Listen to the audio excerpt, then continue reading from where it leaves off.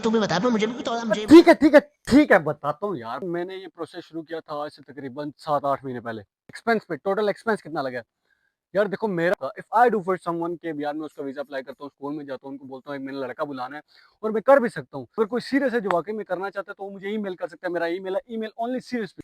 तो भाई ये सीन है यहाँ पे आने, मतलब लैंग्वेज सीख जो जापान तुम्हारा। अबे भाई जापान कैसे हैं बता दो ना यार। तुमने बोला था मैंने जापान की वीडियो बनाता हूँ, अभी तक नहीं बनाई, व्लॉग डाल रहे हो। अबे भाई बताओ ना यार, क्या कर रहे हो? अबे भाई तू भी बता पे मुझे भी, तो मुझे ठीक है ठीक है ठीक है, बताता हूँ यार, बताता हूँ। वो पता नहीं पड़ेगा अब तो। वो क्या असल व्लॉग्स चल रहे थे तो मैंने क्या व्लॉग ही डालते हैं, आसान काम था। लेकिन खैर, अब वो वक्त आ गया है कि तुम्हारे सामने अपनी पुश्तों के राज पेश कर दिए जाए कि कैसे रावलपिंडी से जापान का सफर आपके भाई ने तय किया। खैर, तो शुरू से शुरू करते हैं। और जगह तो देख, तू लग रहा है कि जैसे राजा बाजार में बैठा हुआ है। वैसे लग रहा तो है कि मैं पिंडी में ही बैठा हूँ, लेकिन खैर लोकेशन का कुछ करना पड़ेगा, पता भी तो चलना चाहिए ना कि जापान है। क्या करें? अच्छा तो बता। हाँ हाँ, ये जगह थोड़ी ठीक है ना। मैं कह रहा तुम्हें वो रोड पे जाऊँ, घर वर वगैरह दिखाऊँ, लेकिन वो सब तो तुमने देखा है और देख भी लोगे। थोड़ा नेचर में आते हैं, ये जगह और भी तुम्हें दिखाता हूँ। खैर पॉइंट पे आए कि मैं जापान कैसे आया था। तो शुरू से शुरू करते हैं। सन 2004 की बात है, 2004-5 की 9 मार्च को मैं पैदा हुआ था। अबे ओए किधर चला गया, कितना शुरू में चला गया? सर सॉरी, फ्लो फ्लो में थोड़ा ज़्यादा शुरू में चला गया था। हाँ, शुरू से आपको मैं बताऊँ तो भाईजान, मैंने ये प्रोसेस शुरू किया था आज से तकरीबन 7-8 महीने पहले। मैं एक कंसल्टेंसी ऑफिस में गया था कि भाई मैंने जापान जाना है। यहाँ पे मेरे अंकल्स वगैरह हैं जिन्होंने मुझे प्रेफर किया था। वैसे मेरा मूड यूके का था, उन्होंने मुझे प्रेफर किया कि यार यूके में क्या करोगे, यूके में मजदूरियाँ हैं, सारी ज़िंदगी यूके में झाड़ू पोछे लगाते रहोगे, गजब बेइज्जती है। तो यहाँ पे कहीं और, यहाँ पे देखो ये बहुत अच्छा कंट्री है, यहाँ पे पढ़ाई है, ये है वो है, सब कुछ है, फलाना ढिमकाना शिमकाना वो सब कुछ यहाँ पे है। खैर मैं कंसल्टेंसी ऑफिस में चला गया, वहाँ पे मैंने कहा भाई ऐसे मैंने वीज़े का प्रोसेस करना है, तो उन्होंने कहा ठीक है जी, अप्रैल इनटेक है, अप्रैल इनटेक में अप्लाई करें और आप पहुँच जाएँ जापान। बट खैर, तो वहाँ से मैंने अप्लाई किया। अप्लाई करके 6 महीने बाद यहाँ पे एडमिशन होता है, फिर उसके बाद इंटरव्यू होता है आपका ऑनलाइन। वो इंटरव्यू आपको एक स्कूल में पास करना पड़ता है, तब जाके आपकी एक सीओई आती है, सर्टिफिकेट ऑफ एलिजिबिलिटी उसको बोलते हैं, वो आती है आपकी। वो आपको मिलती है, जब तक वो आपको नहीं मिलेगी आप नहीं आ सकेंगे, आपको इंटरव्यू पास करना पड़ेगा, उसके लिए पढ़ना पड़ेगा। तो मैंने पाकिस्तान में भी थोड़ा बहुत पढ़ा था, बट एक बाद मेरी सीओई आ गई। सीओई के बाद वीज़ा प्रोसेसिंग, यहाँ पे एक एक दो तस्वीरें मैं लगा दूंगा कैसे मैं, मतलब मेरी हालत ख़राब हो गई थी रमज़ान में, इधर जाना उधर जाना, पेपर्स के ये करना वो करना, स्टैंप्स करवाना, टेस्ट करवाना, ये सारे प्रोसेस चल रहे थे। उसके बाद एक दिन आ गया मेरा वीज़ा जेरी ऑफिस से। अबे जल्दी बोल, कल सुबह पनवेल निकलना है। वो भी क्या दिन था, खैर सबसे बुरा दिन था जब मेरा वीज़ा आ गया।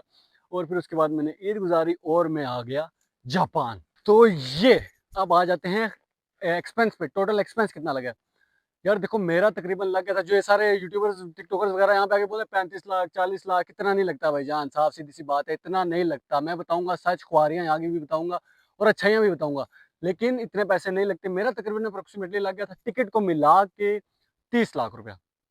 30 लाख मेरा लग गया था टिकट को मिला के। तो इतने खर्चे आए थे पहले। सारे कंसल्टेंट्स कह रहे थे कि 20 23 24 लाख लगता है, आपको भी सब यही कहेंगे, but it's not reality my boy, it's not reality, जाल में नहीं फंसना। ये रियलिटी नहीं है। 30 1 लाख आपका लग जाता है आराम से, 30 31 लाख रुपया, 30 लाख मेरा तकरीबन लग गया था, जो मैं अपना आपको अपना बता रहा हूँ। खैर वो तो कंसल्टेंट्स क्या, लेकिन जब मैं इधर आया तो मुझे पता चला कि भाईजान यहाँ पे इतने नहीं लगते, इतने पैसे यहाँ पे नहीं लगते। खैर वो इन्फॉर्मेशन मुझे सारी हो गई अल्हम्दुलिल्लाह से कि इतने पैसे नहीं लगते आपको, बहुत मतलब अगर मैं करता हूँ ना किसी का वीज़े का प्रोसेस, मैं खुद करता हूँ, तो समझो इस 30 लाख में से मैं उसके 3-4 लाख रुपए मैं बचा सकता हूँ, और 3-4 लाख रुपए is not a small amount my boy. ये एक छोटी अमाउंट नहीं है 3-4 लाख रुपए बचना। वो जब आप यहाँ पे आते हो, आप स्ट्रगल करते हो, आपको तब पता चलता है ये एक बहुत बड़ी अमाउंट है, क्योंकि तब तो अब्बा जी की जेब से निकल रहे होते हैं, बंदा कहता है ओ यार ये तो कुछ है ही नहीं। लेकिन तब पता चलता है कि 3-4 लाख रुपया बच सकता है आपका, if I do for someone के यार, मैं उसका वीज़ा अप्लाई करता हूँ, स्कूल में जाता हूँ, उनको बोलता हूँ एक मैंने लड़का बुलाना है, और मैं कर भी सकता हूँ, तो उसका बच सकता है 3-4 लाख रुपया। अभी मजा आएगा ना। खैर फिर वही 30 लाख रुपया इधर उधर से पैसे किए, कुछ ना कुछ करके मैं गरीब हूँ मैं गरीब हूँ, ये कर करके आगे जापान, और यहाँ पर आके तो for this is not a good place my boy, you have to be hard just like me, hard। वो वाला हार्ड नहीं, ये वाला हार्ड विल पावर। खैर सीढ़ी में बैठा जाए, अब तो आगे की स्टोरी तुम्हारे साथ थोड़ी सी और बातें शेयर करते हैं। लेकिन खैर पहले तो हमें इतना नहीं पता था, लेकिन अभी मुझे इन्फॉर्मेशन आ गई हैं काफ़ी सारी, और मैं इंशाल्लाह करूँगा अभी काफ़ियों को आपको ये बताऊंगा। तो जो सीरियस होता है वो तो मुझे ईमेल कर सकता है, जो सीरियस है, जो वाक़ई में कुछ करना चाहता है आने वाले टाइम में। अब तो बहुत ज़्यादा इन्फॉर्मेशन है, मैं आपको यही कह रहा था कि मैं आपके साथ ये इन्फॉर्मेशन जल्द शेयर करूँगा। तो अगर कोई सीरियस है जो वाक़ई में करना चाहता है तो वो मुझे ईमेल कर सकता है, मेरा ईमेल है ईमेल ओनली सीरियस पीपल, जो मतलब ये कोई मज़ाक की बात नहीं है जिगर। सीरियस है ना अगर, तो तब ये टुचक नहीं करनी कि मुझे भी आना है, मुझे भी आना है। खैर मैंने जिससे किया था वो तो शहबाज भाई थे, वो भी जापान में ही होते हैं, हम भी अब आ गए हैं जापान में ही। यहाँ पे बहुत सारी मतलब अच्छी बातें भी हैं, बुरी बातें भी हैं, यहाँ पे काम की प्रॉब्लम्स होती है शुरू में। Language is the best thing my boy, language. अगर तुमने जब वहाँ पर पाकिस्तान में नहीं पढ़ा और तुम यहाँ आ गए ना, तो ज़लीलो ख्वार हो। मैंने भी शुक्र अल्हम्दुलिल्लाह मैं कहता हूँ, मेरे वालिद साहब ने जो मुझे डंडा दिया है ना, तो मैं जाके पढ़ता रहा हूँ, वो मेरे लिए बहुत अच्छा हुआ है। अगर मैं वो ना पढ़ता ना, तो मुझे कख समझ नहीं आई थी। लड़के आए हैं, उनको एक लफ्ज़ भी समझ नहीं आता, उनको कुछ भी नहीं समझ आता, मतलब वो गूंगे बहरे हैं यहाँ पे, उनको कुछ भी नहीं आता। मुझे फिर अल्हम्दुलिल्लाह थोड़ी बहुत समझ, काफ़ी समझ आती है। अब तो महीना हो गया, अब तो और सब कुछ अच्छा हो गया। हाँ, हाँ, हाँ, क्या मौसम है।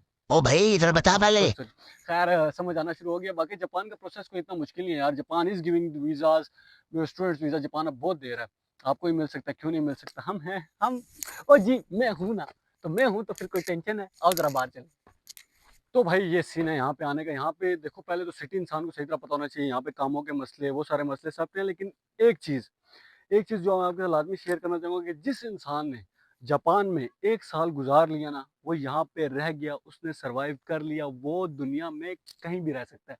कहीं भी मीन्स कहीं भी रह सकता है वो दुनिया में, क्योंकि यहाँ पे लाइफ़ हार्ड है। मतलब टाइम यहाँ पे 1 मिनट भी अगर कहीं पे लेट हो गए ना, तो आपको बेइज़्ज़ती करेंगे। मेरी खुद स्कूल में मैं 1 मिनट लेट हो गया था, और उसमें मेरी सारी क्लास के सामने बताया, समझाया कि दोबारा ऐसा नहीं होना चाहिए। 3 दिन अगर तुम लेट हुए तो तुम्हारी एब्सेंट लगेगी। अगर तुम 3 दिन स्कूल लेट जाते हो, तुम्हारी एब्सेंट लगेगी, और यहाँ पे स्कूल जाना पड़ता है। स्कूल को आप बिल्कुल भी जो है ना ऐसे हल्के में नहीं ले सकते। ख़ैर, और एक और चीज़ मैं आपको बताऊँ कि जापान में साइकिल मस्ट है। यहाँ पे आते साथ तुम्हें साइकिल परचेज़ करनी पड़ेगी। तो अगर कोई वीज़ा भाई के थ्रू करवाता है, मतलब मुझे अब सारा कुछ पता है, तो उसका 3-4 लाख रुपए जो बचते हैं, वो 3-4 लाख रुपए में वो जापान में कुछ भी कर सकता है, कुछ भी कर सकता है मतलब। तो ये जापान की लाइफ है। बाकी इन्फॉर्मेशन अब सारी अभी दे दूँ तो अच्छा तो नहीं लगता ना, सारी खैर मुझे अभी भी नहीं है। बाकी पे मैं रिसर्च भी कर रहा हूँ, आहिस्ता-आहिस्ता लगाऊँ आप सबके लिए। आपके प्यार की वजह से आप लोग बोल रहे हो, आप बोलते जाओगे तो बनती जाएगी। और जो लोग ये पूछते हैं कि तुम स्टडी क्या कर रहे हो? स्टडी मैं यहाँ पे कर रहा हूँ लैंग्वेज। यहाँ पे कोई भी आता है ना पहली बार, he have to study language, क्योंकि लैंग्वेज आपको आएगी तो फिर ही आप आगे कुछ पढ़ सकते हो। पहले आपको 2 साल लैंग्वेज पढ़नी पड़ेगी, फिर आप आगे 2 साल का कोई कोर्स कर सकते हो। ऐसा कोई सीन नहीं है भाई, लैंग्वेज आती नहीं है तो मैं तो डिप्लोमा करूँगा, वैसा यहाँ पे कुछ नहीं हो सकता। 2 साल लैंग्वेज करोगे, फिर उसके बाद आप डिप्लोमा पढ़ सकते हो। मैं फिलहाल लैंग्वेज पढ़ रहा हूँ, इसके लिए स्कॉलरशिप बहुत कम आती है लैंग्वेज के लिए। आपको खुद ऐसे अप्लाई करना पड़ता है और आपको आके लैंग्वेज पढ़नी पड़ती है। स्कॉलरशिप नहीं होती।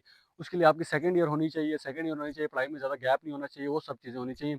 तो और अगर इसके बाद भी, इतनी डिटेल के बाद भी आपके कोई डेप्थ क्वेश्चंस है, तो मेरे ईमेल करें, मुझे ईमेल करके बताओ। ईमेल करो, इंस्टा पे बहुत ज़्यादा मैसेज होते हैं, फिर भी मैं कोशिश करता हूँ मैं सबको बताऊँ, क्योंकि बताना तो है ना जान जी। तो और भी अगर चाहिए तो फिर वो उसके लिए मुझे ईमेल करो। जो और डेप्थ इन्फॉर्मेशन है, जो काम की इन्फॉर्मेशन है, वो आपका भाई आपको जवाब देगा। किस लिए बैठे हैं इतने बिजी स्केड्यूल में? अभी मैं सुबह-सुबह उठ के आया हूँ, अभी 12 बजे छुट्टी है, तब मैंने कहा आज तो ये वीडियो बनानी ही बनानी है। चाहे इंडिया पाकिस्तान की जंग हो, वीडियो ना बनाऊँ, संगियों को ना बताऊँ। खैर वीडियो बन गई है। तब ये साइकिल है मेरे आपके भाई की ब्लू, ये तो मैंने बताया अभी, ये नाम करवाई हुई है। और ये प्लेस जहाँ पे मैं आया था, नेचर जहाँ पे मैं हूँ ना, यहाँ पे नेचर बहुत ही हैवी है। ये व्यू है, ये देखो। वो this is the imagine city Kobe में। This is the city where I am living right now and it's fabulous, it's fabulous. Well, काम का मुश्किल तो होती है, लेकिन लैंग्वेज आए तो कुछ भी आसान नहीं है। मतलब लैंग्वेज सीख जाओ जापान तुम्हारा। दिल तो मेरा भी इतना नहीं लगता, लेकिन दिल लगाना पड़ता है इंसान को। बाकी ठीक है, ये इन्फॉर्मेशन थी, और बाकी जो इन्फॉर्मेशन चाहिए आप मुझे ईमेल कर सकते हो, ईमेल मेरा आ रहा है। सो ऐसे प्यार करते रहो, यूट्यूब पे लव करते रहो, व्लॉग्स भी बनते रहेंगे, चाहे कुछ भी। सारे मुझे यही कह रहे हैं, भाई तू मैनेज कैसे कर रहा है? सारे इन्फ्लुएंसर ये कह रहे हैं, मैं कह रहा हूँ भाई मैनेज करना पड़ता है ना। जो एक बंदा भी बोलता है ना कि यार भाई व्लॉग पोस्ट क्या करो, तो मेरा दिल करता है यार मैं अभी बना के पोस्ट करूँ। खैर, तो व्लॉग्स आते रहेंगे, तुम भी ऐसे प्यार दिखाते रहो, लाइक शेयर सब्सक्राइब करते रहो। और भी इन्फॉर्मेशन साथ साथ ऐसी आपको दूंगा ना, आपका दिल खुश हो जाएगा। मतलब कंसल्टेंट्स की जो वो हेरा फेरी है ना, उसको खत्म कर दूंगा। वो सारी हेरा फेरी बिल्कुल खल्लास कर दूंगा, और ऐसे ऐसे इन्फॉर्मेशन दूंगा ना कि तुम कहोगे तला भाई लव यू हो गया। बाकी जो आप लोग फैमिली हो, तलाल फैमिली हो। सो ऐसे लाइक शेयर सब्सक्राइब करते रहो, शेयर कर दो ब्लॉग को सबके साथ, जो भी बाहर आना चाहते हैं, जो आपको लगता है आपके रिलेटिव्स में जिनको इन्फॉर्मेशन जरूरी है, उसके साथ आज भी शेयर करो। सो मिलते हैं नेक्स्ट ब्लॉग में, तब तक के लिए बाय बाय, अल्लाह हाफिज, लव यू।